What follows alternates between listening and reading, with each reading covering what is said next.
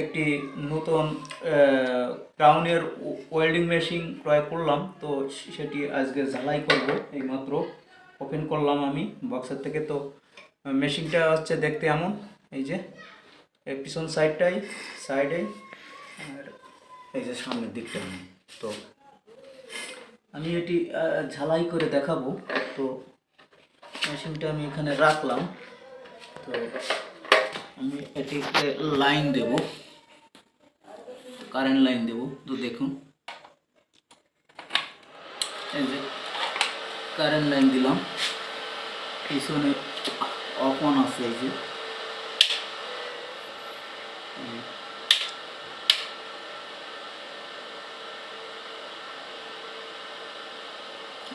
Of, এই হচ্ছে machine of. মেশিনটা অফ হয়ে গেল। তো এবার মেশিনটা অন করব। তো দেখুন মেশিনটা অন হলো। এই তো আমি এটির পাওয়ার দেখুন, এটি এই যে এখানে পাওয়ার উঠতেছে, এই যে বাড়ানো যায়, এই যে 200 এই যে দেখা যাচ্ছে ক্যামেরায়, এই যে 200 উঠলো। তো এখানে কমানো যাবে, এই যে কমিয়ে দিলাম। তো এটি আমি এখানে রাখলাম।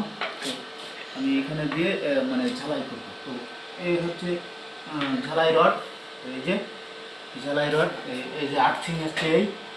তো দেখুন,